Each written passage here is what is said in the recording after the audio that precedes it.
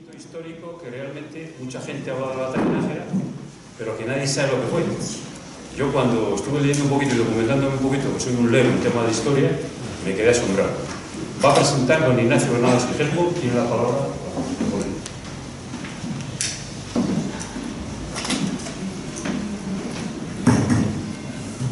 Sí, buenas tardes. Es un placer para mí presentar a la doctora María Concepción Fernández de la Pradilla Mayoral. Pero antes que nada quería agradecer a Marcos Gutiérrez Recio, compañero de la función pública, amigo y compañero de armas, los esfuerzos que hace por organizar periódicamente, ya son 5 las ediciones de estas jornadas de hechos y riojanos ilustres que nos concitan aquí periódicamente. También a todas las entidades colaboradoras, a la Asociación Riojana de Milicias Universitarias, de Milicia Naval, y a todos ustedes, al Instituto de Estudios Riojanos, que también colabora en esta iniciativa, y a todos ustedes, naturalmente, por dar lo más valioso que tiene el ser humano siempre, que es su tiempo y su interés. La doctora Fernández de la Pradilla es conocida y suele ser un tópico en estos casos decir que no necesita presentación, pero resulta que siempre hay en los auditorios personas que no conocen al conferenciante, y esa es la razón de las presentaciones. Por lo tanto, voy a hacer una breve.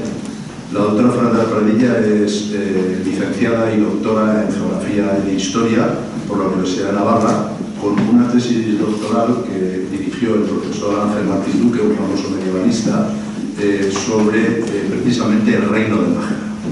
Porque tanto ella como yo, la verdad es que nos sentimos, somos riojanos de Logroño, pero nos sentimos especialmente vinculados a esa comarca, ¿no? Especialmente María Concepción, porque hizo su tesis doctoral sobre ello y varias investigaciones posteriores que ha realizado sobre los fueros no solamente de Nájera, sino también de Santo Domingo de la Calzada y de Nájera.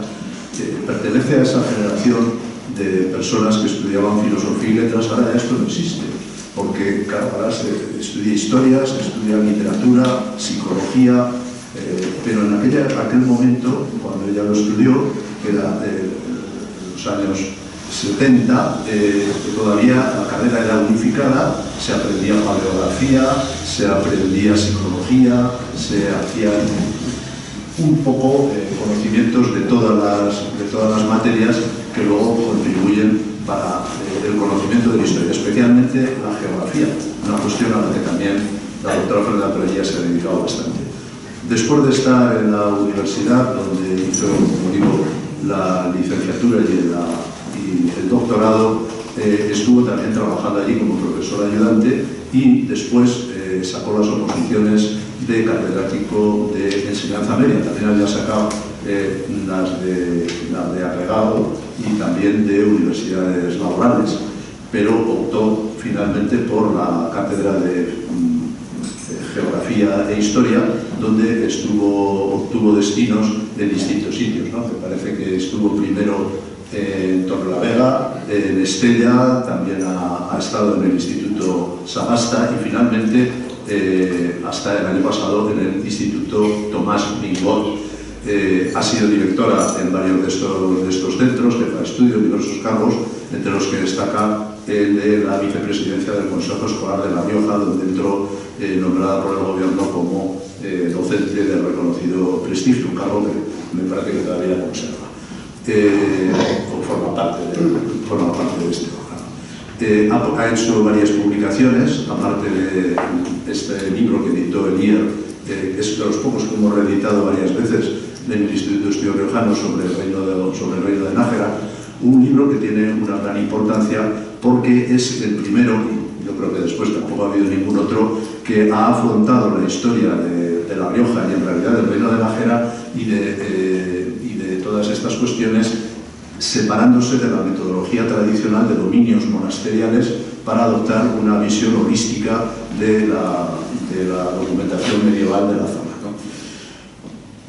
Marcos encargó a la doctora Fernanda de la Pradilla que hablara en estas jornadas, que tienen un componente siempre de un cierto aspecto de hechos militares, sobre la batalla de Nájera de 3 de abril de 1367, una época a la que la doctora Fernanda de la Pradilla no se había dedicado fundamentalmente, porque ella es más bien medievalista alto medieval y esto es más bien bajo medieval, pero lleva trabajando, les doy fe de ello, desde hace casi un año en esto, y yo creo que ahora ya será la máxima especialista en la materia. Bueno, pues sin más, porque han venido a verla a ella y no a mí, le cedo la palabra a la doctora Fernanda de la Pradilla. Gracias. Muy bien, pues bueno, una presentación excesiva, pero buenas tardes a todos.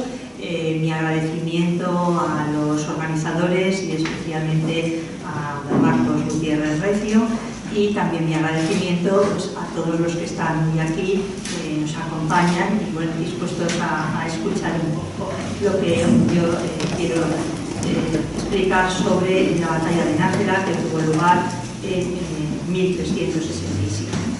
Realmente en Nájera se han librado varias batallas a lo largo de la historia, tanto en la etapa de Reconquista como especialmente en la Baja Edad Media, en el siglo XIV. Hablamos de una primera batalla de Nájera que tuvo lugar en 1360, en el contexto de la guerra que Pedro I libraba con Pedro IV de Aragón, la llamada Guerra de los Dos Pedros.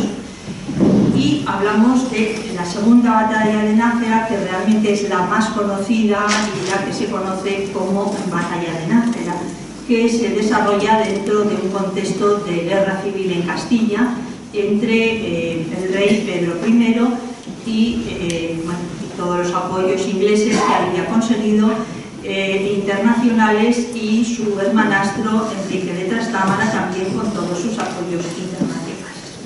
Por lo tanto, nos vamos a centrar en esta batalla de Nájera, que se celebra el 3 de abril de 1367, es decir, hace ya 651 años.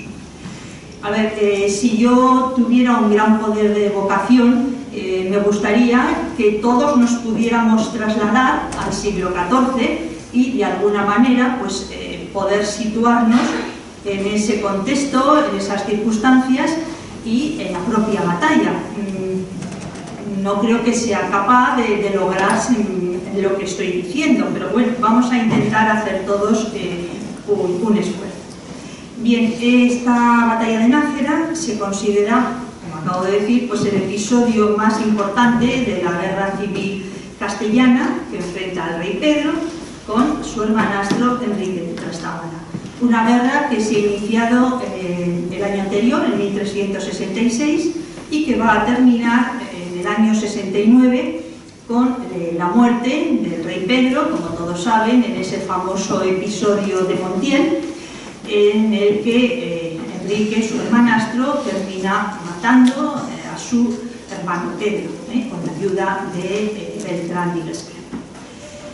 Bien, entonces este sería un poco el tema en el que nos vamos a centrar. Pero claro, las batallas no suceden porque sí. Las cosas hay que contextualizarlas, hay que ponerse en el momento. ¿Qué estaba sucediendo a nivel internacional? Bueno, pues a nivel internacional hay otra gran batalla de fondo, que es la Guerra de los 100 años, que se había iniciado en el año 37, en 1337, y que terminará en 1453, de ahí el nombre de la Guerra de los 100 años. Realmente son más de 100 años, pero tampoco se pasan 100 años batallando en luchas continuas, hay periodos también lugar. Pero claro, hay que también contextualizar en el momento, qué está pasando, qué se está viviendo en el siglo XIV. Pues el siglo XIV es un siglo complicado. ¿Por qué es complicado? Bueno, y quizá todos lo vamos a entender, porque hemos pasado una etapa de crisis económica, de la que estamos saliendo.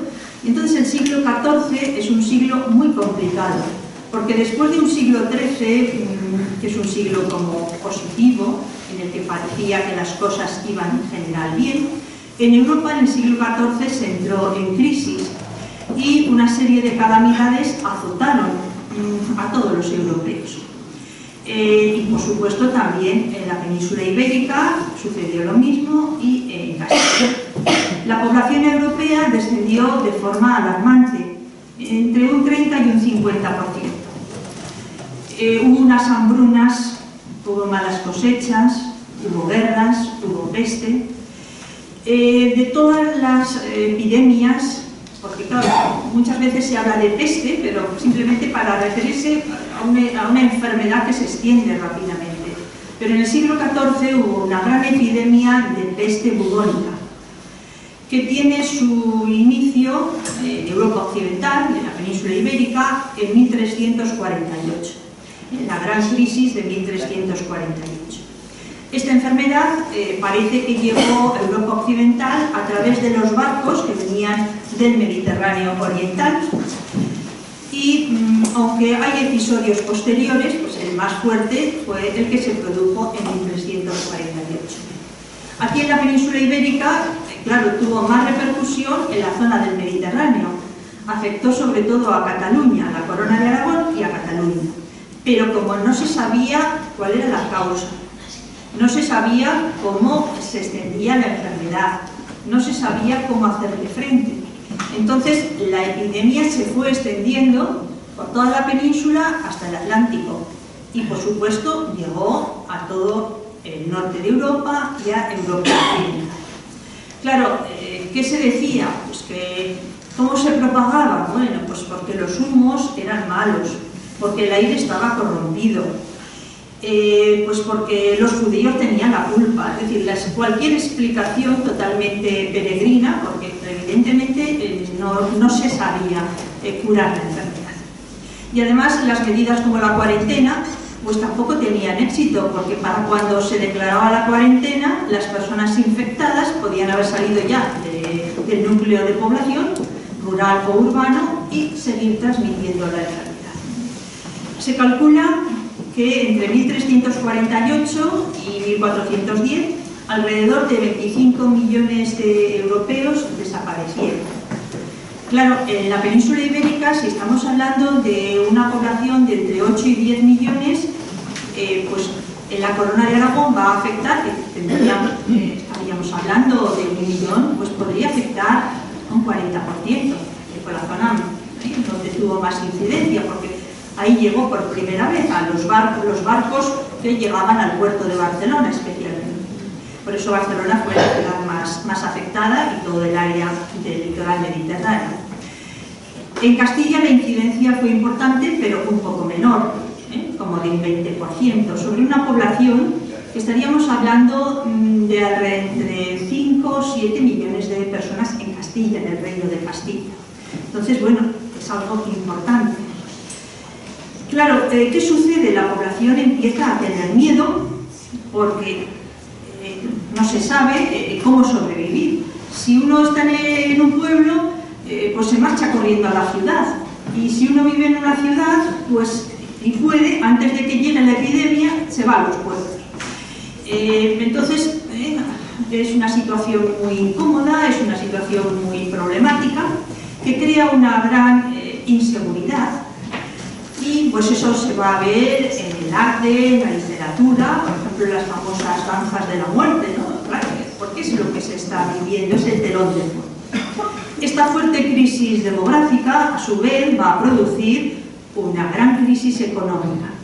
Claro, hay menos población, por lo tanto, no hay que seguir rotulando. Al contrario, hay una retracción importante. Y muchos espacios que estaban cultivados dejan de cultivarse. Hay muchos despoblados, hay muchos pueblos que se quedan vacíos. ¿Por qué? Porque se ha ido todo el mundo. En Cataluña hablan de los maçons-roners, de los pueblos abandonados. Los cultivos tradicionales, los de pan llevar, dejan de ser rentables. Pero claro, esto va a suponer que al haber menos campesinos, las rentas señoriales también van a disminuir y por lo tanto los señores van a presionar más a los campesinos. Por otro lado, en esa situación hay otras actividades económicas que van a tener importancia, como por ejemplo, o que van a adquirir más de la que ya tenía. Por ejemplo, en Castilla la ganadería.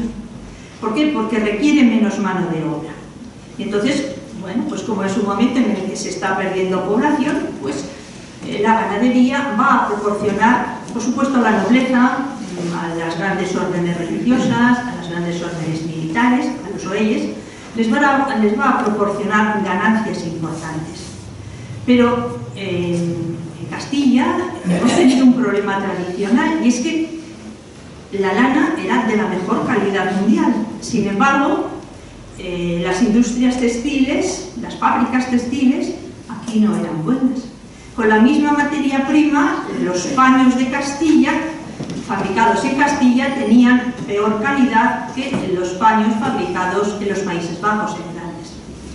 Y entonces, claro, hay que exportar la lana, y hay que exportarla fundamentalmente a Flandes. Y esto nos lleva a otro aspecto, el aspecto marítimo, porque cuando hablamos de Castilla, tendemos a pensar un poco como la generación del 98. Castilla, territorio interior, Castilla no ve el mar. No, Castilla es una gran potencia marítima, es una potencia mediterránea y es una potencia atlántica.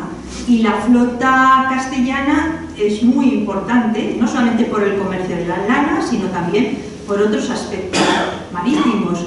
Y en un contexto internacional como la guerra de los 30 años, esa guerra que van a mantener durante un siglo Inglaterra y Francia con sus aliados, realmente hacia dónde se incline la marina castellana será determinante.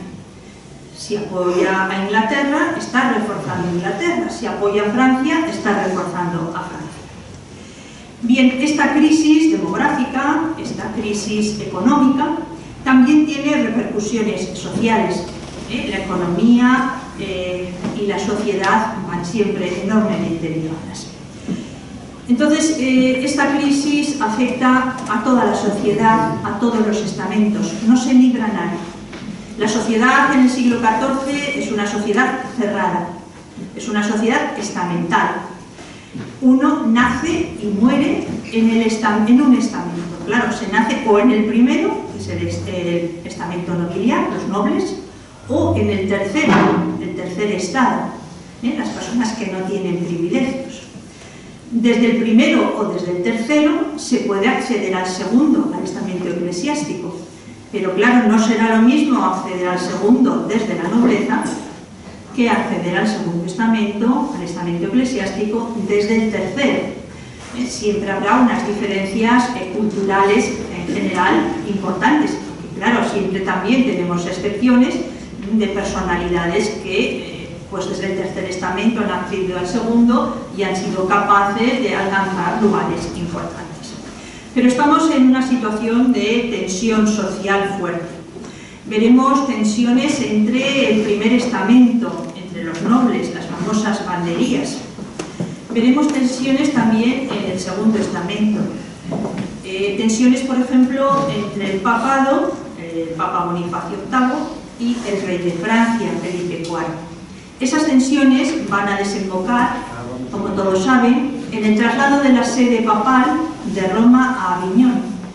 Entre 1308 y 1377, es decir, en la etapa que estamos comentando, la sede papal se traslada a Aviñón y más tarde se va a producir, a partir de 1377, como todos también saben, el cisma de Occidente. Un cisma que se inicia en 1377 y que va a terminar ya en el siglo XV, en 1417, con dos papas, uno en Aviñón y otro en Roma. Si hay tensiones en el primer estamento, si tenemos también tensiones en el segundo, también en el tercero los enfrentamientos van a ser muy frecuentes. Porque la presión, como les he dicho, la presión nobiliar, especialmente sobre el campesinado, cada vez era mayor. Y también porque en las ciudades la pequeña burguesía veía cómo su participación en las instituciones de gobierno municipal cada vez era menos importante y van perdiendo representación a favor de la alta burguesía, de los comerciantes o de la nobleza. Y eso pues generó tensiones. Por otro lado, en el siglo XIV se produce también una crisis política fuerte. Los monarcas van a empezar, los reyes, un proceso de reforzamiento de su autoridad, lo que vamos a llamar de alguna manera el autoritarismo, que claro, luego nos va a llevar de esa monarquía reforzada y autoritaria, ya al final de la Edad Media y al comienzo de la Edad Moderna, nos lleva a las monarquías absolutas. Pero antes de llegar a eso habrá un enfrentamiento muy fuerte entre esos monarcas que quieren reforzar su autoridad con los estamentos privilegiados que piensan que el reforzamiento de la autoridad de los reyes simplemente les va a quitar poder, les va a quitar competencias. Y van a luchar los nobles con todas sus fuerzas para evitarlo. Claro, entonces, ¿qué va a hacer la nobleza? Pues en general aprovechar cualquier coyuntura, la más pequeña que sea, para impedir el reforzamiento de la autoridad. Van a aprovechar las minorías de los reyes, momentos de debilidad, van a aprovechar situaciones, por ejemplo, de bastardía, si hay hijos bastardos del rey, lo que sea, con tal de impedir el reforzamiento de su autoridad. Bien, pues toda esta situación de tensión me parecía importante comentarla antes de pasar a la guerra civil y a las causas de esa guerra civil que nos van a llevar a la batalla de Nájera. En el año 1350, justo a mediados del siglo XIV, el 26 de marzo, el rey Alfonso XI muere víctima de la peste negra. Esa peste que empezó en 1348, pues en 1350, afecta a toda la población, incluso al rey de Castilla. Alfonso XI muere cuando estaba asediando Gibraltar. En ese momento nadie discute la sucesión. Alfonso XI, que es un gran monarca reconquistador, sin embargo, desde el punto de vista familiar, tenía dos familias paralelas. Por un lado, de su matrimonio con María de Portugal, la princesa portuguesa, tenía un hijo, Pedro. Pero luego tenía 8 hijos bastardos, realmente tuvo 10, pero le sobrevivieron 8, que van a plantear problemas importantes, pero no en el momento de la muerte del rey. Es decir, cuando muere Alfonso XI, nadie discute que el heredero sea su hijo legítimo, Pedro I.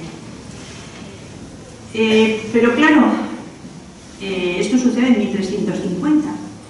16 años más tarde, en 1366, Castilla está en mitad de una guerra civil entre los partidarios del rey Pedro, por un lado, y los partidarios de su hermanastro Enrique, conde de Trastámara, por eso se le conoce como Enrique de Trastámara, el primogénito de los hijos supervivientes que Alfonso XI tuvo con Leonor de Guzmán.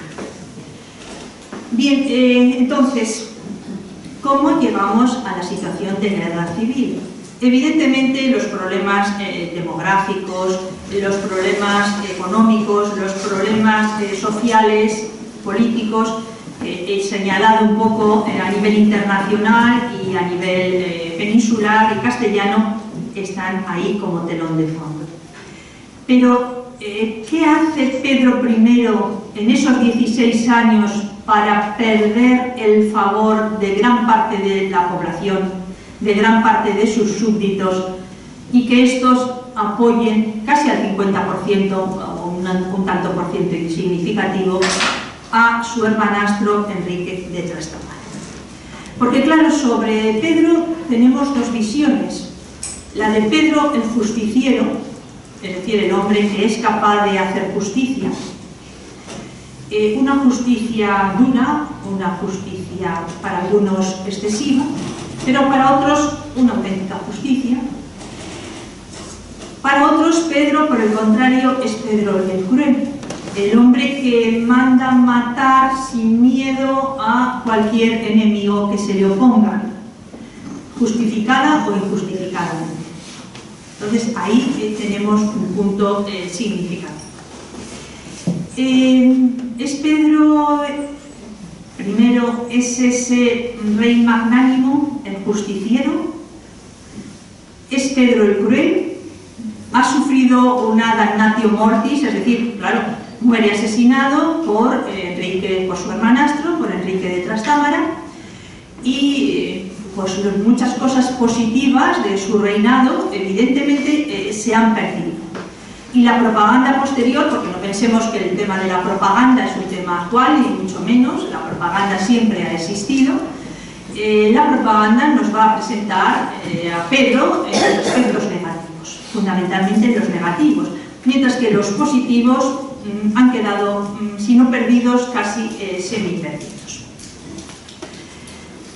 También es un hombre que quizá, a diferencia de lo que hace su padre, Alfonso XI, que canaliza todas las fuerzas hacia una reconquista contra los musulmanes, algo que es apreciado internamente e internacionalmente, Pedro quizá esto no sabe hacerlo y se va a enredar en conflictos con otros estados peninsulares, especialmente con el rey de Aragón, y esto va a dar lugar a esa guerra que llamamos de los dos Pedros, Pedro I de Castilla, Pedro IV de Aragón, que de alguna manera también se puede considerar una especie de prolegómeno de la guerra civil castellana entre Pedro y Enrique. Tampoco Pedro es capaz de mantenerse neutral en el gran conflicto internacional que es la Guerra de los 100 años, porque va a bandear un poco. Al principio de su reinado parece que va a buscar la alianza con Castilla, pero luego se va a decantar clarísimamente por la alianza con Inglaterra. Entonces no es capaz de mantener la neutralidad, no es internacional, no es capaz de canalizar todas las fuerzas hacia una empresa común, que sería la empresa de la Reconquista. Esto unido a su idea de que hay que reforzar su autoridad, lo mismo que había hecho su padre, porque claro, el ordenamiento de Alcalá, no olvidemos que fue promulgado por su padre, y él va a ser un monarca que quiere seguir en esa dirección, pero las circunstancias de alguna manera se lo van a impedir. Sobre Pedro se ha dicho que incluso tenía problemas de carácter psicológico, que era un hombre enfermizo, bueno, se han dicho todo tipo de cosas. Pero claro, sobre Enrique, ¿qué podemos decir? Porque Enrique también, la propaganda nos lo presenta pues como el hombre que aglutina a toda una gran oposición y que es capaz de vencer a su hermano, porque su hermano era un injusto, que aunque tenía legitimidad de origen, es el rey legítimo, pero había perdido esa legitimidad de origen, porque la legitimidad no solamente tiene que ser de origen, también tiene que ser una legitimidad de ejercicio. Y, según Enrique y sus partidarios, Pedro ha perdido la legitimidad de ejercicio. Y entonces, él sí que la ha ganado. Él sí que es el hombre adecuado, el hombre equilibrado. Enrique el de las Mercedes. Es decir, claro, eso es positivo. Un rey que cuando consigue ser rey va a hacer concesiones importantísimas a todos aquellos nobles que le han apoyado y ayudado durante la guerra. Bueno, pues aquí tenemos a los dos personajes, es decir, yo creo que los dos son poliédricos, es decir, que los dos tienen aspectos positivos y que los dos tienen aspectos negativos, porque seguramente, como todas las personas, nadie somos ni al 100% buenos ni al 100% malos. Pero bueno, aquí tenemos un poco planteados a los dos personajes. Desde luego Enrique va a contar con el apoyo de la nobleza pactista, que no está para nada de acuerdo con las actuaciones de su hermano, de su hermanastro, etc. Bien, todo esto nos lleva a esa guerra civil entre 1366 y 1369. Realmente, aunque nadie discute 1350, cuando muere Alfonso XI, que el rey sea Pedro I, el enfrentamiento entre Pedro y sus hermanos bastardos, con el apoyo de un sector importante de la nobleza, ha empezado muchos años atrás, mucho tiempo atrás. casi desde el comienzo del reinado de Pedro I. Tal es así que Enrique de Trastámara se ve obligado a marcharse de Castilla, va a Francia y se convierte, pues vamos a decir, en uno de los grandes mercenarios de la época, los soldados que luchan porque a favor de quien les paga. Y bueno, va a luchar en Francia y también va a venir a la península como mercenario, un mercenario de lujo, pero al final un mercenario, a ayudar a Pedro de Aragón en el enfrentamiento que Pedro de Castilla, Pedro I y Pedro IV de Aragón mantienen. Un enfrentamiento que está motivado, bueno, por el control marítimo, por supuesto, que está motivado por problemas fronterizos, territoriales, y que también se enmarca dentro de esa guerra de los 100 años, porque, bueno, ahí estarán los apoyos indirectos de Francia a Pedro de Aragón, de Inglaterra a Pedro de Castilla. Entonces, en este contexto, veremos a Enrique de Trastámara ayudando al rey de Aragón y luchando en contra de su hermanastro Pedro. Llega un momento en que la guerra prácticamente es favorable siempre a Castilla, a Pedro I, a Pedro el Rey. Y Pedro de Aragón, Pedro IV, el ceremonioso, que es un hombre también muy complejo, entiende que tiene que tomar medidas para que la victoria de Castilla sea definitiva sobre Aragón. Y le va a proponer a Enrique de Trastámara, que es muy ambicioso y que tiene como objetivo principal convertirse en el nuevo rey de Castilla, le va a proponer ayuda económica, a cambio, claro, porque las ayudas nunca son gratuitas, a cambio de cesiones importantes. Enrique se va a comprometer que en el caso de convertirse en el próximo rey de Castilla le va a ceder a Aragón el reino de Murcia y también le va a ceder una serie de plazas castellanas como Soria o como Medinaceli o como Cuenca. Pero claro, la ayuda de Aragón es insuficiente para que Enrique se convierta en rey de Castilla. Entonces Enrique va a buscar más ayudas y las va a encontrar. ¿En quién va a encontrar ayuda? ¿O dónde la va a encontrar? Pues además de la ayuda de Aragón, va a encontrar también ayuda en Francia.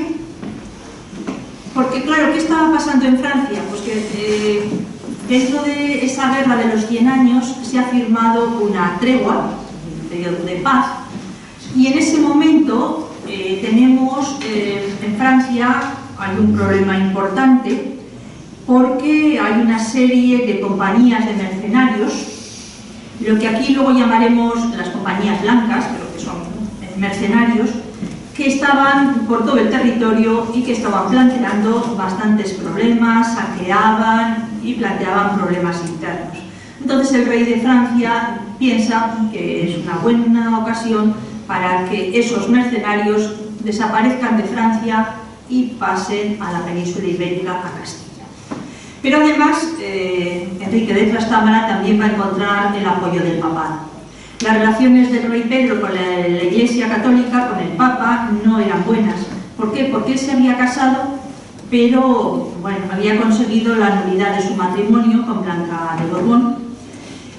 Y el Papa Urbano V consideraba a Pedro pues, un monarca fuera del seno de la Iglesia, amigo de moros, amigo de judíos, e indigno de ocupar el trono de Castilla a pesar de su legitimidad de origen.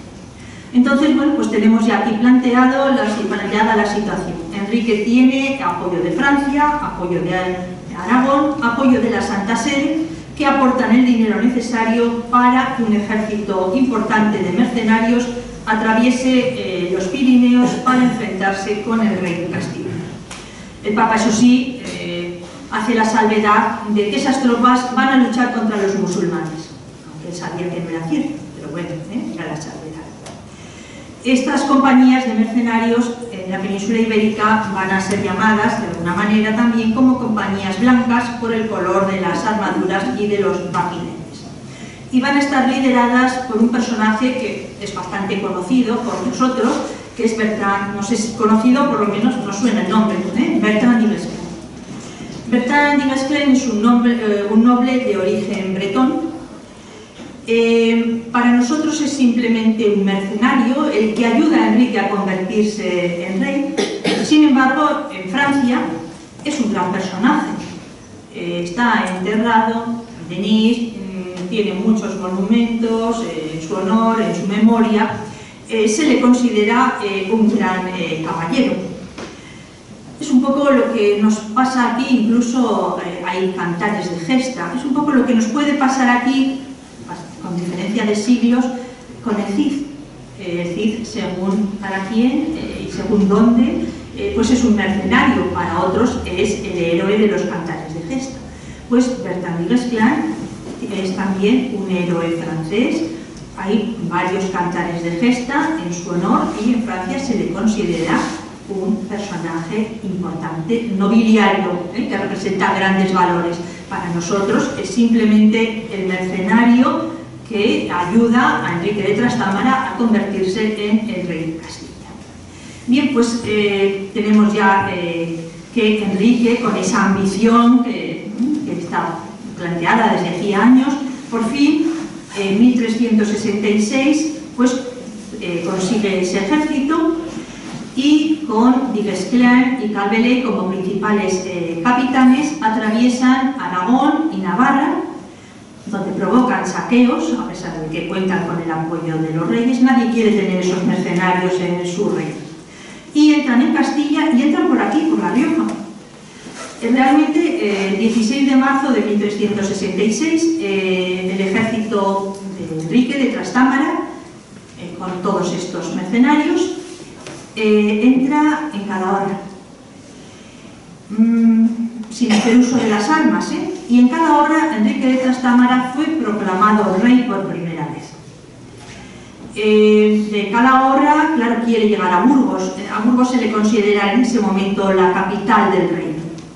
Bien, pues desde Calahorra se dirige hacia aquí, hacia Logroño, pero en Logroño, los habitantes de Logroño son petristas, son partidarios de Pedro. Entonces, en Logroño se niegan a entregarle la plaza. Enrique no quiere perder el tiempo y ocupa Navarrete, ocupa Briviesca y se dirige directamente a Burgos. El 5 de abril de 1366, domingo de resurrección, según dicen las crónicas, Enrique fue coronado solemnemente en el monasterio de las Huelgas como rey de Castilla y León. Por lo tanto, a partir de marzo de 1366 en Calahorra y oficialmente el 5 de abril de 1366, en Castilla tenemos dos reyes, el rey legítimo Pedro y el nuevo rey Enrique. Claro, una dualidad de reyes no puede mantenerse. ¿Qué hace entonces el rey Pedro? El rey Pedro no resiste en Burgos. Antes de que su hermano llegue a Burgos, él se marcha de la ciudad, se dirige hacia el sur, hacia Toledo y desde ahí a Sevilla. El Alcázar de Sevilla, no sé si lo conocen, bueno, tiene todavía restos muy importantes de Pedro y de su reinado. Pero claro, en Sevilla tampoco se encuentra ya cómodo Pedro. ¿Qué hace? Necesita apoyos, necesita ayuda. Y desde Sevilla se va a dirigir a Portugal. Claro, él es hijo de una infanta portuguesa, pero en Portugal tampoco resulta ya un personaje cómodo. Y bueno, le hacen ver, reciben, pero le hacen ver que mejor se marcha rápidamente.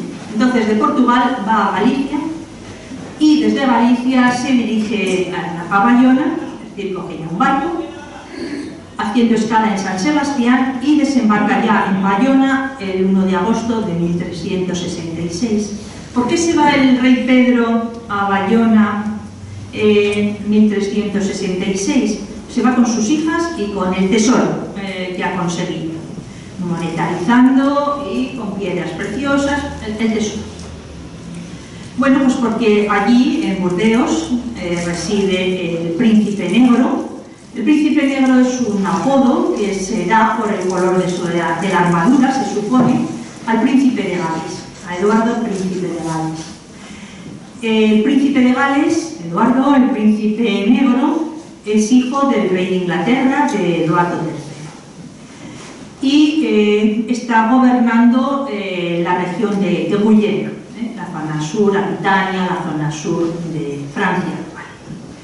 Bien, en ese momento Pedro necesita directamente el apoyo de Inglaterra. ¿Por qué? Porque, claro, quiere expulsar a su hermano del trono. No puede haber dos reyes en Castilla.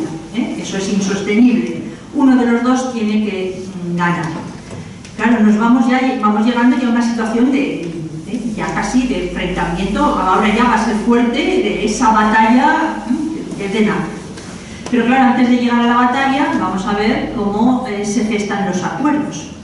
En principio parece que el príncipe negro no era demasiado partidario, pero recibe órdenes de su padre, el rey Eduardo III de Inglaterra, para que pacte con Pedro de Castilla.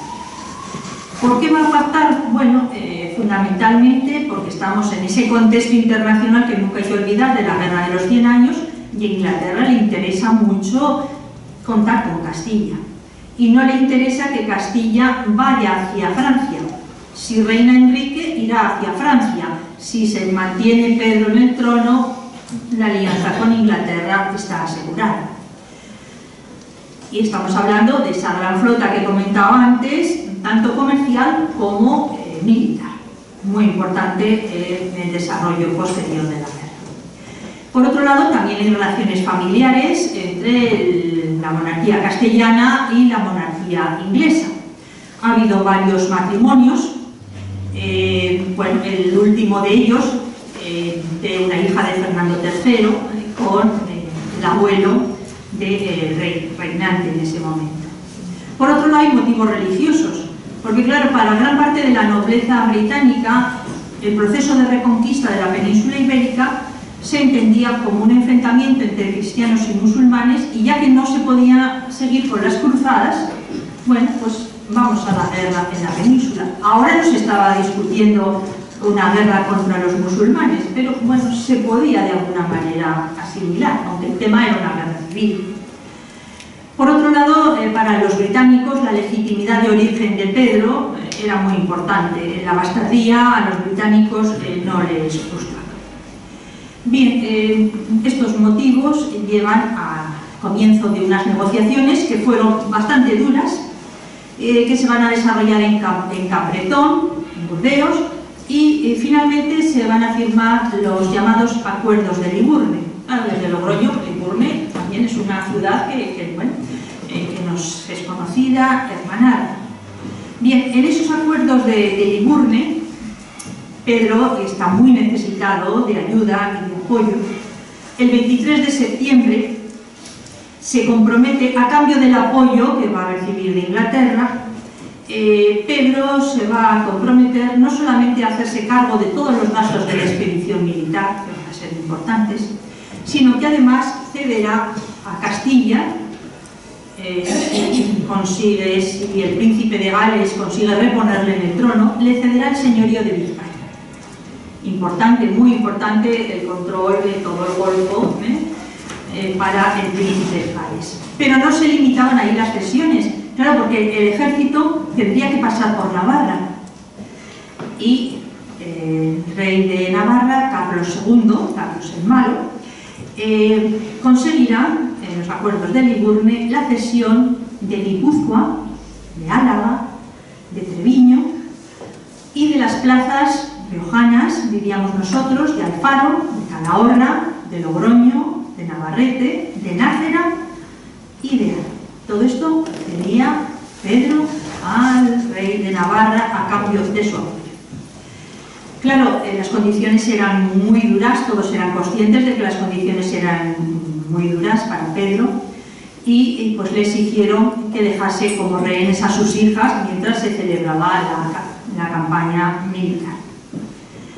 El rey de Navarra es un hombre que siempre está fluctuando, y a pesar de lo firmado, pues luego intenta llegar a un acuerdo con Enrique, pero el príncipe negro se da cuenta y el otro le dice: no, es que me he confundido, es simplemente una estratagema, y al final, bueno, deja pasar sus tropas, aunque el apoyo a Pedro será menor del que había pactado en Liburnia. Bien, entonces vamos a ver ya, tenemos el ejército de intervención internacional en apoyo a Pedro de Castilla, el ejército dirigido por el príncipe. Realmente no sabemos cuántos hombres lo integraban, entre 6.000 y 10.000. Era un ejército muy variopinto. El príncipe de Gales aportaba combatientes galeses e ingleses, destacando sobre todo los que procedían de su condado de Chester, al norte de Gales. Su hermano, que también va a intervenir, el duque de Lancaster, lideraba también otra fuerza que estaba integrada por mesnadas procedentes de sus feudos al norte de Inglaterra. Pedro aportaba caballeros y jinetes castellanos, y también el apoyo de algunos caballeros navarros y mallorquines de Jaime de Mallorca, el rey que había perdido el trono a manos de Pedro de Aragón. El núcleo principal lo componen compañías de mercenarios ingleses y gascones, liderados por Armagnac. Bueno, pero también habrá bretones y de otros lugares de Francia. La expedición se va a iniciar en invierno, algo raro. ¿Por qué? Pues porque las expediciones militares normalmente se desarrollan primavera-verano. Pero claro, en este caso es que el rey Pedro quiere hacerlo rápido y además cuanto más tarde, peor, más se refuerza Enrique y más dinero le cuesta. Entonces, pues parece que presiona. Se reúnen en Saint-Jean-de-Pied-de-Port, en la Baja Navarra, al otro lado de los Pirineos, pasan el desfiladero de Roncesvalles y el 23 de febrero están ya en Pamplona. Es decir, bueno, bastante rápido. El orden de marcha, cuando pasan Roncesvalles, lo recoge Froissart y bueno, pues nos va a decir que en primer lugar va a pasar lo que llaman la primera batalla, la vanguardia, que va a estar dirigida por el duque de Lancaster, que está apoyado por el condestable de Guyena, John Sanders. El cuerpo central o segunda batalla va a estar dirigido por Eduardo, el príncipe de Gales, a quien acompañan el rey Pedro, Carlos II de Navarra y otros caballeros. Y la retaguardia o tercera batalla va a estar dirigida por el conde de Armagnac, acompañado por Jaime de Mallorca y por Juan de Breny, el capitán de Tours. A todo esto hay diversas mesnadas con otros nobles de otras procedencias, pero estos son los bloques principales. ¿Qué va a suceder? Bueno, pues Enrique, el rey de Castilla, ya estaba en Burgos, había convocado, él se sentía tan fuerte que incluso había convocado cortes en Burgos. Cuando tiene noticia de que el ejército del príncipe de Gales está ya en la península y está en Pamplona, reúne todas las fuerzas disponibles y se concentra en un bosque de encinas, en un encinar, cercano a Bañares, Santo Domingo de la Calzada, con intención de cortarle el camino al ejército del príncipe de Gales hacia Burgos. ¿Por qué? Porque piensa Enrique que las tropas que están en Pamplona se van a dirigir por el camino de Santiago hacia Burgos. Pero el príncipe de Gales envía, bueno, vamos a decir, unos espías, un pequeño ejército, y le señala la posición de Enrique. Y ahí el príncipe de Gales toma una decisión posiblemente equivocada, y es que en vez de venir hacia el Valle del Ebro, hacia La Rioja, se va a dirigir hacia Vitoria. Y de Vitoria a Burgos. Bueno, ¿qué va a hacer Enrique? Pues entonces Enrique, desde el encinar de Bañares, se va a dirigir a las proximidades de Vitoria. Ahí va a tener lugar un pequeño enfrentamiento, el enfrentamiento que a veces se llama el de Inglesmendi, el monte de los ingleses, en euskera, donde por primera vez aquí en la península se van a enfrentar dos formas distintas de hacer la guerra. La defendida por Digesklen y las compañías de ir menoscabando el poder de un ejército fuerte mediante una táctica que hoy llamaríamos de guerrillas. Y el otro enfrentamiento, el enfrentamiento armado, más serio, con los arqueros, van a tener mucha importancia en las batallas medievales y por supuesto también en la batalla de Nájera. Bueno, en este primer enfrentamiento, el ejército, la avanzadilla del ejército de Enrique, que va a estar dirigida por su hermano Tello, muy superior en número, más o menos 4-1 se calcula, consiguió derrotar, a pesar de la resistencia importante de los británicos, Elton consiguió derrotarles. Es una derrota para el príncipe de Gales importante, porque hasta entonces es un militar, se le considera el representante del caballero medieval y además el mejor soldado de su época, el mejor estratega, sin derrotas. Ahí va a sufrir la primera derrota, aunque no sin importante. Pero es que además el príncipe considera que esa avanzadilla dirigida por Tello es simplemente una avanzada del ejército y espera la llegada del ejército de Enrique en la llanada de Vitoria. Pero el ejército de Enrique no llega a Vitoria. Y entonces el príncipe de Gales decide cambiar el recorrido. Pero bueno, como gran caballero medieval, antes de la gran batalla de Nájera, va a investir caballeros a bastantes de los componentes del ejército, entre otros al propio rey, a Pedro I. Nos estamos aproximando ya a la batalla de Nájera, por supuesto. ¿Pero qué es una batalla? Claro, en las guerras bajo-medievales, las batallas venían a ser una excepción. Las batallas se libran solo cuando ya no hay otra solución. Porque enfrentar dos grandes ejércitos es muy costoso. Entonces, las batallas requieren una gran preparación, requieren una gran movilización, hay que agrupar tropas, hay que instalar campamentos, la logística, la ordenación, hay que crear un clima y son muy costosas. En el sistema simbólico medieval se llegaba a la gran batalla solo cuando no había otra salida para resolver el conflicto. Cuando ambos bandos están convencidos de la posesión de la verdad. Esto nos explicaría unos intercambios epistolares previos a la batalla entre el príncipe de Gales, ese máximo representante internacional del caballero medieval, y Enrique de Trastámara. Ambos van a explicar en esas cartas los motivos que tienen. Los dos dicen que no quieren llegar a la guerra, pero que, dada la situación, no les va a quedar más remedio que hacer. Diríamos que muy a su pesar, pero no les queda más remedio que hacer. Bien, entonces se va a llegar a la situación de la batalla, del enfrentamiento armado.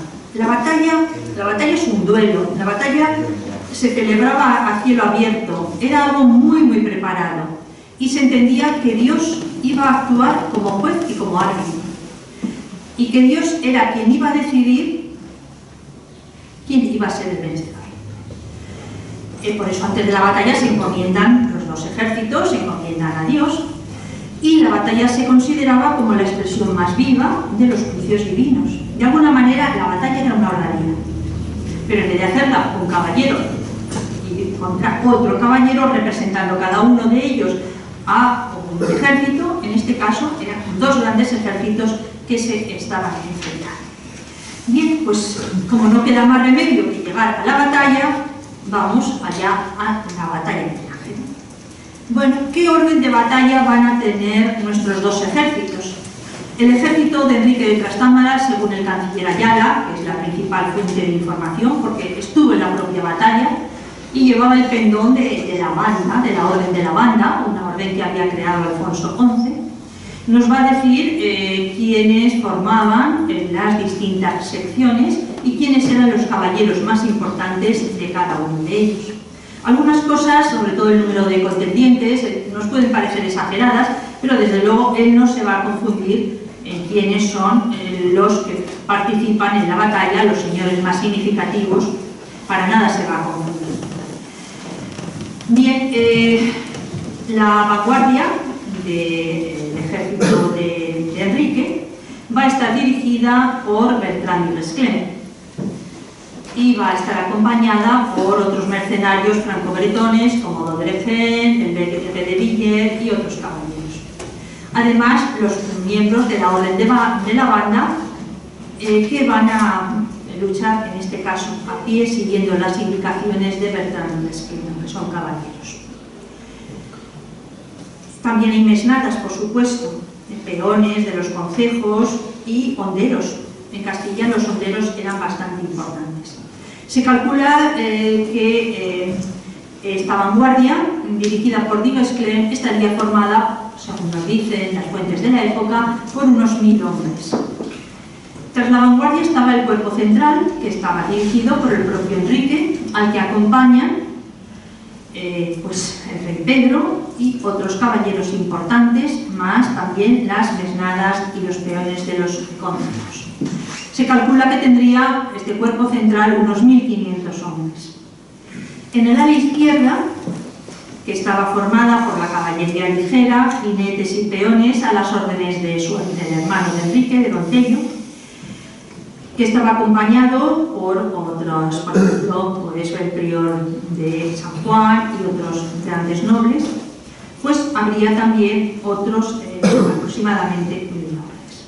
Y en el ala derecha, mandada por el marqués de Villena, donde también estaban otros caballeros como el maestre de Calatrava, los comendadores mayores de la Orden de Santiago, tanto en Castilla como en León, otros 1000 hombres más las fuerzas de Ávila. En total, Ayala nos dice su crónica que unos 4500 hombres, más las mesnadas, los hombres de a pie que procedían sobre todo de Guipúzcoa, de Vizcaya y de Asturias. Ayala nos dice, eran gente muy mal armada, dice, y aprovecharon muy poco en la batalla, porque, dice él, toda la pelea fue de los hombres de armas. Es decir, era un ejército muy heterogéneo, formado por mercenarios, por caballeros, también por peones. El ejército del príncipe de Gales, según el heraldo de Chandos es uno de los caballeros que participan en la guerra, y su heraldo nos ha dejado una crónica, también estuvo en la batalla. También nos dice que el ejército del príncipe de Gales se dispone de la forma clásica, casi un tablero de ajedrez, ¿no? Como están viendo en la imagen. La vanguardia, el cuerpo central, el ala izquierda y el ala derecha. La vanguardia va a estar dirigida como el orden del orden que vimos que pasa por Roncesvalles. La vanguardia va a estar dirigida por el duque de Lancaster y por John Sanders.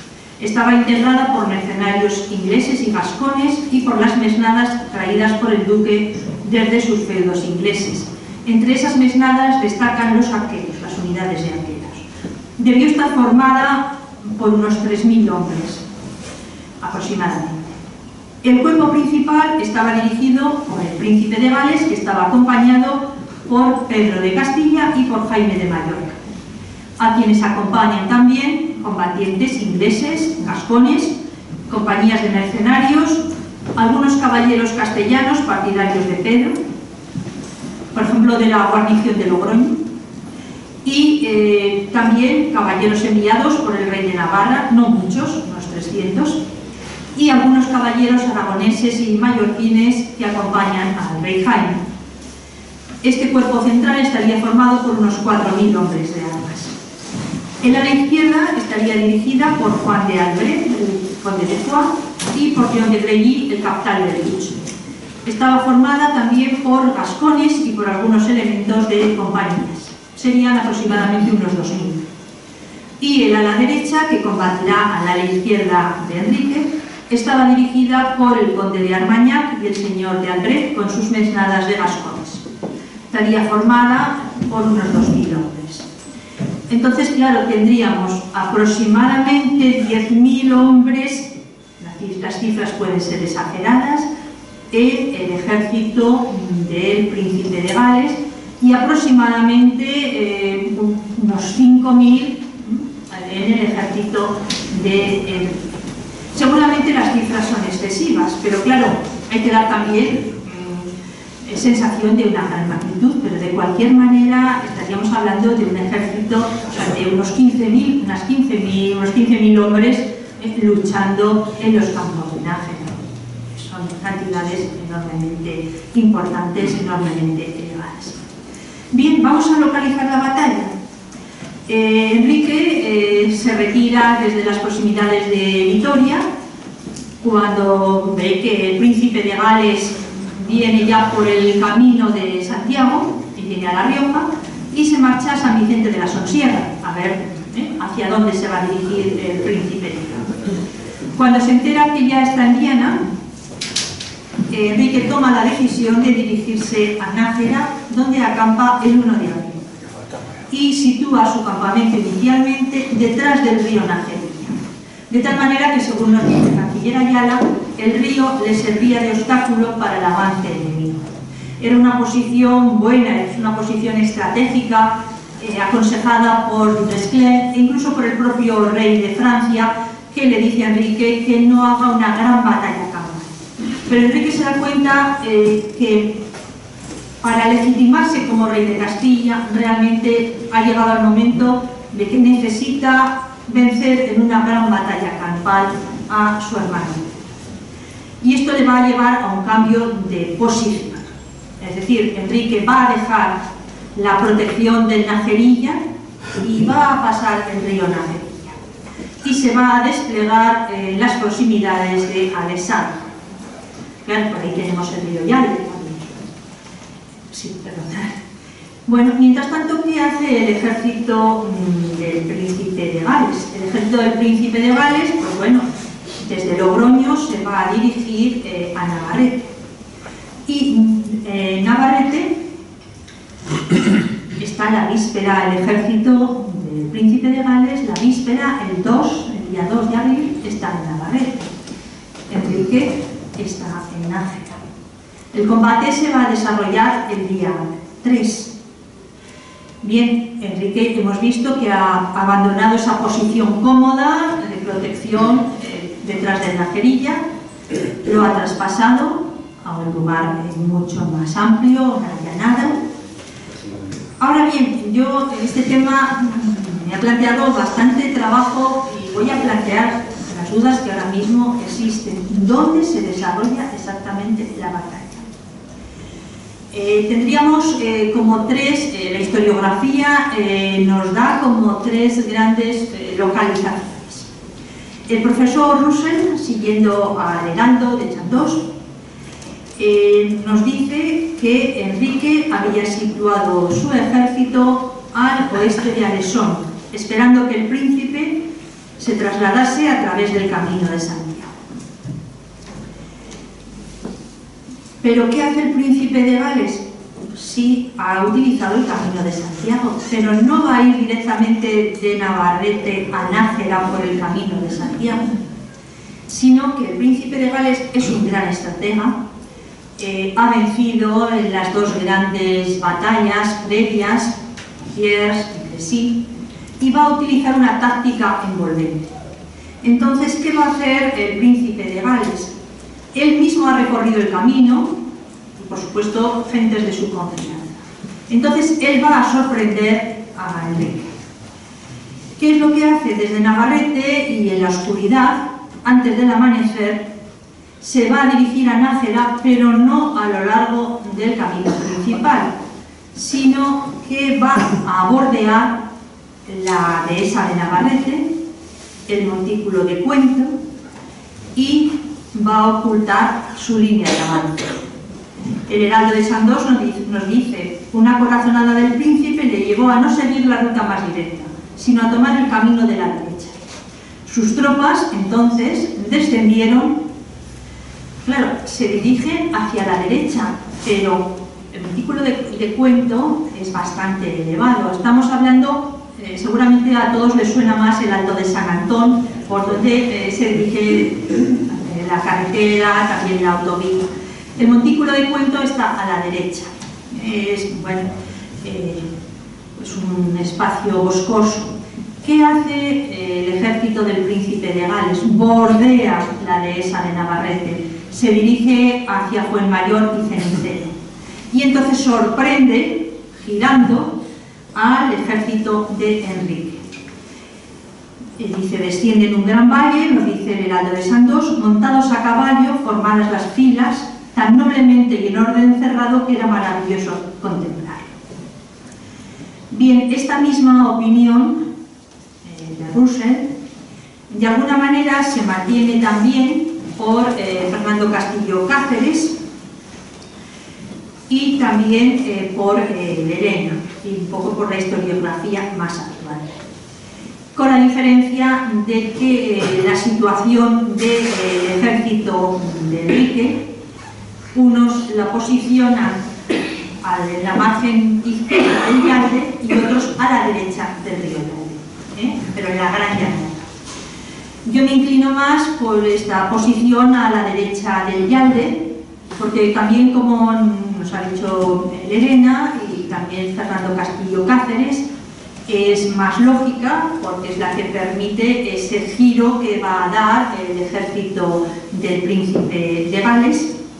Es una gran llanada e incluso hay toponimia que nos va a dar las llanillas, Valdesanguina, de donde pudo suceder esa gran batalla. Hay otra localización, sin embargo, más antigua, la mantiene Alfonso Velas de Medrano, que a su vez se basa en Constantino Garrán, que señala que Enrique avanzó por sus huestes y traspasó el Alto de San Antón, y el encuentro entre los dos ejércitos lo sitúan en la antigua venta de Ventosa, entre la antigua venta de Ventosa y el arroyo Henares, que corre de norte a sur entre Ventosa y Navarrete. Es decir, la duda es si al otro lado del Alto de San Antón, esa llanura entre Ventosa y Navarrete, o si al otro lado del Alto de San Antón y el montículo de Cuento, en la gran llanada, en esa explanada, en la zona del río Yalde. Yo me inclino por situarla en la llanada del Yalde. ¿Por qué? Pues porque, claro, las crónicas también luego nos cuentan qué va a pasar cuando Enrique pierde la batalla. Y entonces, esa huida hacia Nájera hubiera sido mucho más complicada si tienen que pasar el Alto de San Antón, desde mi punto de vista, y también por la toponimia. Bueno, pues ¿cómo se va a desarrollar la batalla? Pues tras la sorpresa inicial que tiene el ejército de Enrique de ver aparecer al ejército del Príncipe de Gales por la izquierda y no de frente, la vanguardia del ejército trastamarista, que está dirigida por Digesclén, que es un hombre muy avezado en batallas, giró rápidamente para enfrentarse al ejército del príncipe. Se van a enfrentar las dos vanguardias, la vanguardia inglesa y la vanguardia de Enrique, Lancaster contra Digesclén. Claro, ese giro a la izquierda obliga al ejército de Enrique también a luchar con el sol en contra, algo que también va a ser bastante malo para ellos. Bien, pero Digesclén es un hombre muy duro, avezado en 1000 batallas, e inicialmente incluso sorprende al ejército del Príncipe de Gales, incluso hace de retroceder a Lancaster, pero mínimamente. Es posible que el ejército del Príncipe de Gales, Lancaster en este caso, estuviera también cansado de la marcha previa, pero hay un retroceso inicial. En ese momento, las alas del ejército de Enrique, especialmente Don Tello, tendría que haber apoyado a Digesclén. ¿Pero qué va a hacer Don Tello? Bueno, pues Don Tello tiene una actitud dudosa, algunos dicen que simplemente abandona, Otros dicen que, bueno, que fue una maniobra de distracción, que pensaba haberse marchado y luego haber engañado volviendo, pero la realidad es que su papel fue muy grave. No maniobró con rapidez don Tello y cuando avanzó fue interceptado por la caballería del ala derecha enemiga que estaba dirigida por Armagnac. Los arqueros ingleses comenzaron a lanzar una lluvia de flechas sobre los jinetes de don Tello. Su caballería se dio la vuelta y abandonó el campo de batalla. ¿Esto qué repercusiones tiene? Pues que claro, Duguesclin se va a ver envuelto por detrás. Va a tener que luchar por el frente, pero también por detrás. Y a pesar de los esfuerzos de Enrique, del cuerpo central, que avanza hasta 3 veces para intentar unir el evacuar ya con el cuerpo central, como ya tiene la maniobra envolvente por la izquierda, no va a poder hacer nada. Y mientras tanto, el ala derecha, como si no existiera. Solo sabemos que sus principales dirigentes van a ser capturados. Entonces, el combate fue duro, el combate duró todo el día prácticamente. El príncipe de Gales, por supuesto, también interviene, pero ya en una posición muy ventajosa.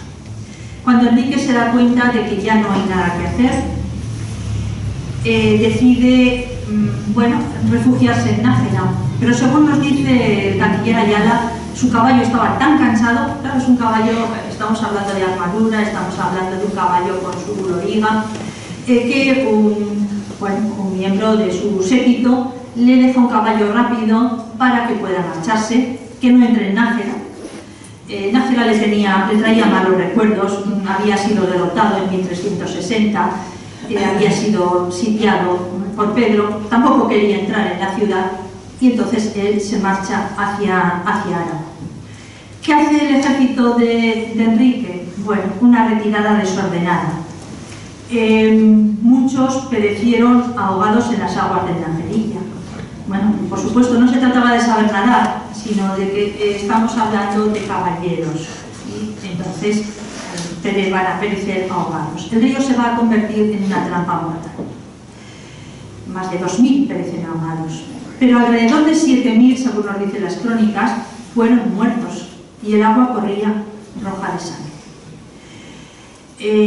Bueno, algunos consiguen entrar en la ciudad, pero inútilmente, porque la plaza va a caer inmediatamente en manos del príncipe de Gales. La derrota fue total. El ejército de Enrique de Trastámara quedó deshecho. La lista de muertos y de prisioneros, no les voy a aburrir, me voy a terminar ya, es numerosa. Sabemos nombres de caballeros muertos, de caballeros heridos. Muchos de ellos están enterrados en el claustro de los caballeros de Santa María de la Real. Claro, entonces esta batalla termina con una gran victoria del ejército del príncipe de Gales. El príncipe de Gales ha cumplido, es decir, ya ha convertido a Pedro de nuevo en el único rey de Castilla. Porque Enrique se marcha, se va a Aragón, de Aragón pasa rápidamente, es un compañero incómodo en este momento, apoyado y ayudado pues, por Luna, por Pedro de Luna, el futuro Papa Luna, llega a Francia. En Francia el rey y el Papa le van a apoyar, pero disimuladamente. Pero Enrique es un hombre con una voluntad de hierro, nunca se da por vencido, aunque lo haya sido, y unos meses más tarde lo tendremos de vuelta en Castilla, se volverá a enfrentar a su hermano y después de Montiel se convierte en el único rey de Castilla. Pero claro, ¿qué hace Pedro? Ya es el rey único, pero Pedro tiene una carga importante. No puede pagar, no puede hacer frente a los compromisos del Imperio. No le puede pagar al príncipe de Gales. Los gastos de las guerras casi ascienden a 3 millones de florines de oro. Pedro no consigue ese dinero. Hay quien dice, no quiso, no es cierto, lo intentó, pero conseguir casi en esa situación de crisis que he descrito al principio, 3 millones de florines de oro, era prácticamente imposible. El príncipe de Gales se desespera.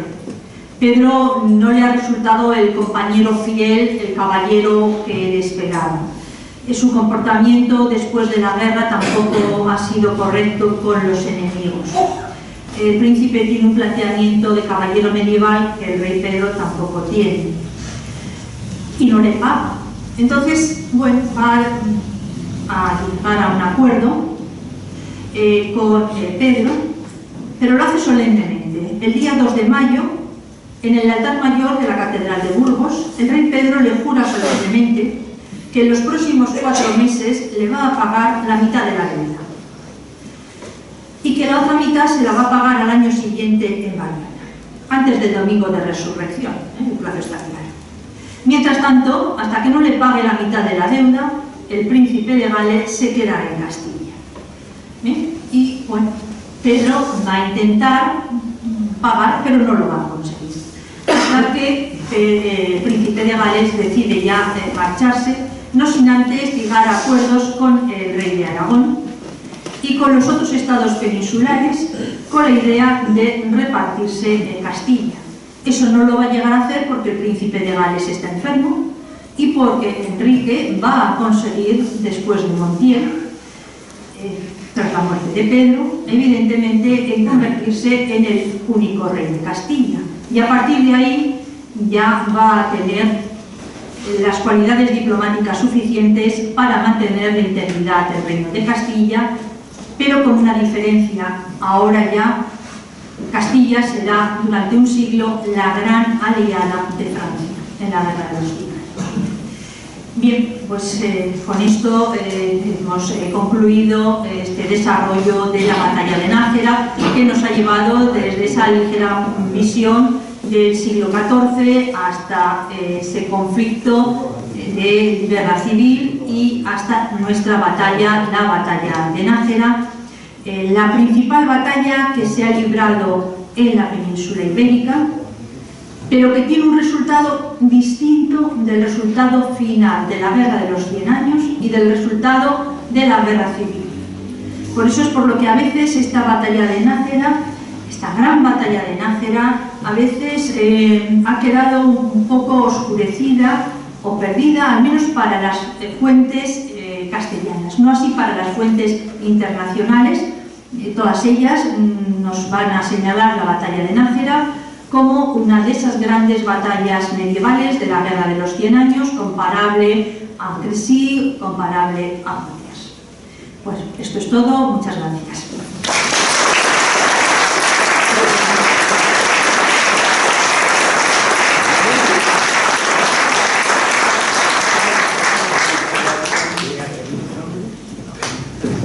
Yo le había comentado a la profesora Fernanda de la Pradilla que no se extendiera mucho, pero lo cierto es que nos está observando un poco al público y estábamos todos absortos y ha conseguido una cosa muy importante en el año 2018 con la que está cayendo, que es trasladarnos a 1367 y estar todos muy atentos en esa época, rememorando aquellos hechos, ¿no? Pues no sé, suele ser tradicional en este tipo de encuentros, como somos la mayoría, me imagino, de La Rioja y de la zona, pues habrá quizá algún aspecto que queráis comentar a la profesora Pradilla. Ya siento mucho haberme alargado en el tiempo, es muy bueno. Si hay alguna pregunta o alguna duda que haya podido surgir del desarrollo, pues lo comentamos ahora mismo.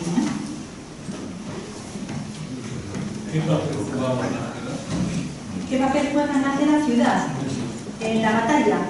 Bueno, es la ciudad alrededor de la cual... El doctor Pirito. No, es el lugar alrededor de la cual se va a desarrollar la batalla. O sea, la batalla, algunos autores, realmente el nombre que se le da a la batalla es la de Nájera. Como los autores, las fuentes muchas son extranjeras, incluso algunos hablan de la batalla de Najar, el nombre de Nájera se va a mover un poco. algunos incluso hablan de batalla de Navarrete, pero el nombre generalizado es el de Nájera. Nájera es la ciudad a la que intenta, de donde sale el ejército y a donde intenta entrar el ejército derrotado. Prácticamente sin conseguirlo, porque los que intentan entrar luego van a ser apresados porque el ejército, el vencedor, se hace inmediatamente con el control de la ciudad. No sé si con esto le contestar. Sí, bueno, yo soy de Nájera, una hora y media me ha resultado profesiva y además me ha encantado. Hay una leyenda que dice que una de las cosas que hizo el Pedro I, justo Cruel, que fue pagarle al príncipe negro con un rubí de la Virgen de Santa María la Real, y que ahora está expuesto en la corona británica, sí. ¿Es cierto? Pues puede ser cierto, puede ser cierto. Claro, Pedro tiene que pagarle a Enrique. Cuando ya marcha, antes de firmar el Tratado de Liburne, él se lleva consigo, el comentario claro, directamente, él se lleva consigo el tesoro. Y puede que en ese tesoro estuviera este rubí. O también puede ser que el príncipe de Gales se hiciera con él cuando, después de la batalla, tanto Pedro como el príncipe de Gales entran en la ciudad. En cualquiera de los dos momentos pudo ser, yo pienso que pudo ser, lo más probable es que fuera en el segundo momento. He señalado las dificultades económicas que va a tener el rey Pedro para pagarle. Posiblemente para contentarle de alguna manera y decirle, no, si te quiero pagar, pero de momento te doy lo que tengo, pues posiblemente le dio esa piedra preciosa. Es muy probable que sí.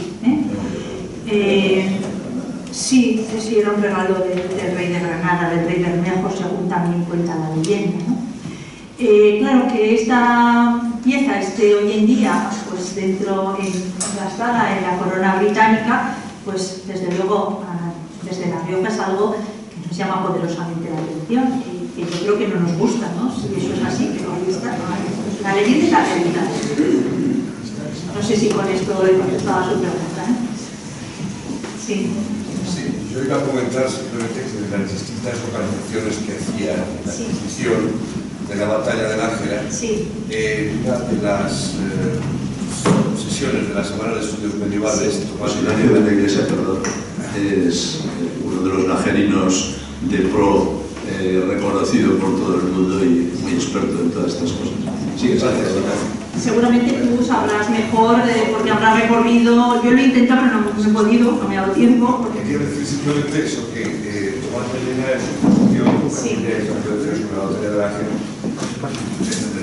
ratificaba o confirmaba la obligación que se exponía en la conferencia en la zona del río Yarte, haciendo referencia a que en la toponimia que utilizan incluso los autores en la zona entre Ñuela y Huércanos, más o menos, había, y en Navarrete sobre Huércanos, había bastantes referencias a restos y a denominaciones que se conservaban de haberse celebrado en ese espacio la batalla.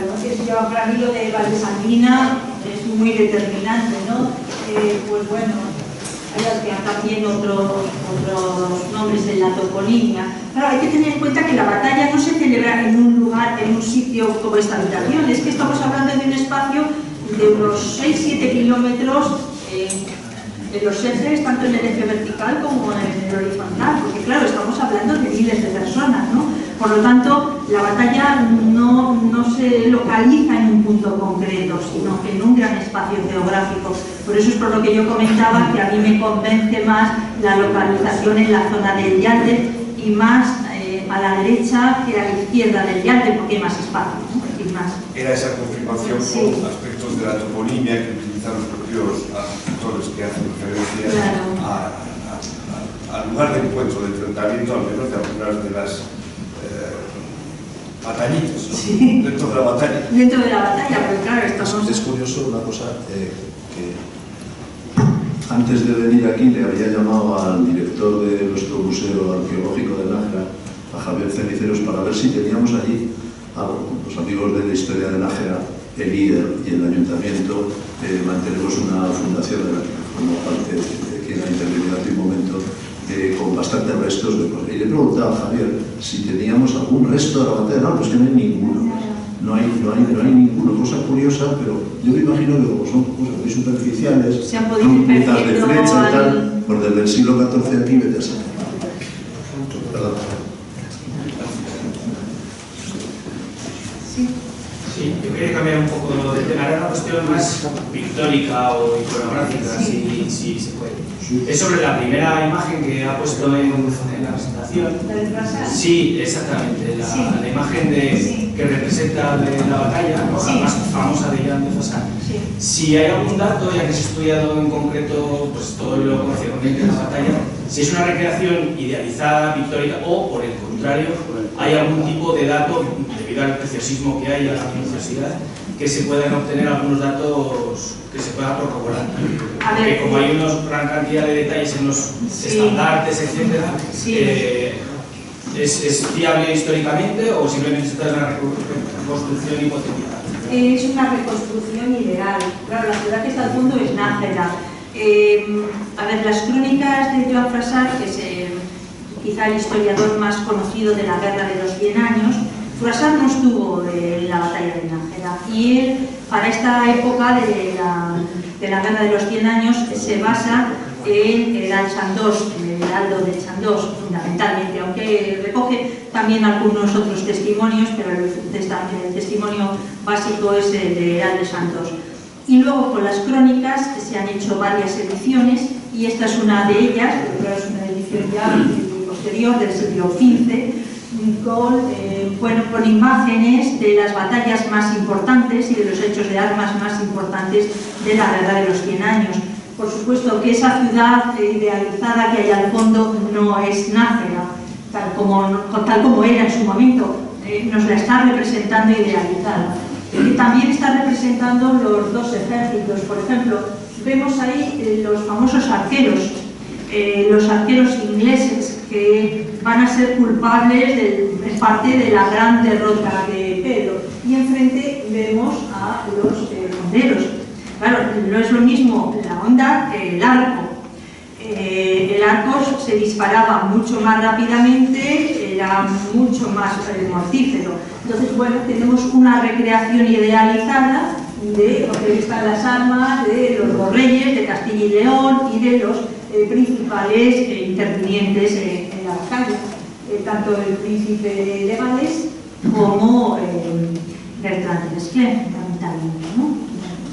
Estamos en un escenario idealizado, pero esos personajes iniciales también nos están indicando quiénes están ahí caídos, evidentemente los partidarios de Enrique, quiénes resultan vencedores, el ejército del príncipe de Gales, y destaca el valor de los arqueros británicos. Sí, entonces respondiendo, no sé si es una... La vista yo creo que está totalmente idealizada porque después de la explicación que has dado tan detallada, estoy pensando que no tiene sentido la visión, porque realmente si el ejército de los vencidos está a la derecha y de los vencedores a la izquierda, o tenemos, no sé, como vuelta a la... Pero es algo que se hace en el siglo XV desde París y bueno, pues simplemente es una reconstrucción ideal, bonita, muy bonita, pero totalmente ideal. Oye, ¿es cierto que una vez se cogió unas infecciones aquí y que se murió a consecuencia de ello? Pues parece que sí, que enfermó estando aquí en la península, no sé si tanto, o sea, durante la batalla, por supuesto no, sino sustancia posterior a la batalla, antes de marcharse, y sí que es cierto que ya es un hombre enfermo, se lo tiene que llevar en camilla porque no es capaz de andar, y se retira a Burdeos, a Aquitania y a Gascuña, y luego ya, cuando se siente ya enfermo, decide morir en Inglaterra. De hecho, muere antes que su padre. Y cuando muere su padre, Eduardo III, le va a suceder el hijo del príncipe de Gales, del príncipe Nero, ¿no? no aquí, durante su expedición, pero no antes de la batalla. ¿Alguna otra pregunta? Sí, bueno, Es referente, yo he llegado un poco tarde y no he podido asistir a lo que ha mencionado el señor, si queda algún resto de lo de la batalla. En Cenicero, yo soy de Cenicero, existe un olivo que dicen el olivo milenario, está a la izquierda de lo que era el camino mayor, el camino real, donde pasaban las tropas de Pamplona a Nájera, viene en línea recta que pasarían a través del puente de Mantible, me imagino yo, del Ebro, y de siempre se ha dicho que allí se celebró, estaban descansando las tropas, y llegaron los contrarios, y era un olivar, y allí los frieron a los rechazos, los arqueros con esos arcos grandes que dice que traían. Está en la parcela, el polígono 10, en la parcela 17, en el ángulo izquierdo. No queda nada más que ese olivo muy grande. Está sin cultivar, a unos 3 metros del camino. Tenemos nosotros una parcela curioso, ¿no? a la parte acá de... Sí. Curioso, ¿no? Se ha publicado eso en una revista, lo que le llamamos el Regadio, que sale todas las fiestas de Cenicero en Santa Daría, sí. Esa revista, y venía explicando algo de eso. Pues muy interesante. Gracias por su aportación. Se puede ver porque la gente pues no lo sabe, pasa por el camino y es en el camino de Ribarrey, se llama eso. Sí, Ribarrey, que es otro de los nombres que Elena, por ejemplo, señalaba como indicativo de esa toponimia de presencia del ejército del rey, ¿no? Y que confirma ese gran giro que se hace el ejército del príncipe de Gales, ¿no? Para sorprender al enemigo por la izquierda y no de frente, como se le esperaba. Que es una técnica que ya había empleado el príncipe de Gales, muy parecida en las batallas anteriores, tanto en Crecy como en Poitiers. Una técnica prácticamente similar. Estas son batallas más tácticas, pero bueno. ¿Hay alguna, no sé, ¿hay alguna otra pregunta más? Bueno, a mí me interesaba una cosa, comentar un poco esta...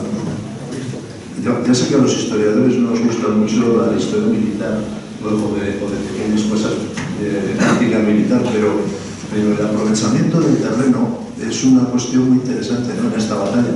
Es decir, el príncipe da la impresión de que ve que hay una llanura donde ubicar ahí a cerca de 20.000 hombres, y entonces cómo huye del camino de Santiago, cómo aprovecha que las aguas están crecidas en el Ebro, en la Melilla, el Llande, no hay que darle demasiada trascendencia, es un pequeño apoyo, pero en fin, cómo aprovecha las grandes líneas del terreno para plantear el teatro de operaciones en el centro, ¿no? Eso es una cosa curiosa. Y el tema del sol que has comentado antes, porque claro, no es lo mismo luchar con el sol de espalda y iluminar y ver bien al enemigo que el otro te tenga que hacer una batalla por favor, que el otro esté cegado y vea peor. En fin, el príncipe de Gales no era, pero tampoco es eso. ¿Alguna otra pregunta más? Pero a mí me intriga la relación política española y la francesa, porque tampoco eran reyes de la totalidad de las dos naciones, ninguno de los dos. No, que van mucho menos. Entonces, estamos hablando de reyes que eran Claro, reyes de su... Castilla, o sea, Pedro es el rey de Castilla, pero aquí están los otros estados peninsulares.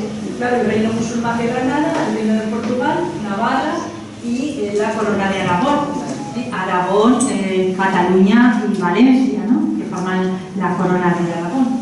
Y luego tenemos que en Francia, realmente el rey de Francia no controla ni la mitad del territorio actual de Francia. Realmente la guerra de los 100 años, que se inicia por un conflicto sucesorio al morir el último monarca de los Capeto, y bueno, pues Eduardo de Inglaterra considera que tiene mejor derecho sucesorio, porque su madre era hija del anterior monarca. Entonces, bueno, ese es un poco el desencadenante, pero realmente el conflicto se ha iniciado ya desde siglos antes, cuando los reyes de Inglaterra se convierten en grandes señores, o previamente eran grandes señores feudales y luego reyes de Inglaterra. Entonces, como señores feudales de Francia deben vasallaje al rey de Francia, pero como reyes de Inglaterra no. Y entonces eso va a originar unas tensiones importantes que al final terminan en ese enfrentamiento que llamamos la Guerra de los 100 años, ¿no? Entonces, no, los estados no tienen la extensión que tienen ahora. También el rey de Navarra es un gran señor feudatario en Francia. Entonces, bueno, tiene posesiones pues en el oeste, tiene posesiones en la zona del Sena, próximas a París, y tiene luego la Benavar, la Baja Navarra. Entonces también es un gran señor feudal y también mantiene enfrentamientos con el rey de Francia porque también él pensaba que tenía mejor derecho sucesorio que el Valois, ¿no? Entonces, claro, la situación no son estados como los de ahora ni tienen la extensión territorial que tienen ahora. No sé si con esto habré contestado. Sí, gracias. ¿Alguna pregunta más? Bueno. Muchas gracias, profesora. Realmente y sencillamente fabuloso. Vale, gracias, Marcos. Es un lujo tenerte para nosotros, no digo para tus alumnos. Y para cerrar el acto, el ilustrísimo señor delegado de Defensa, don Pedro Pejenote Moraga. Y una palabra.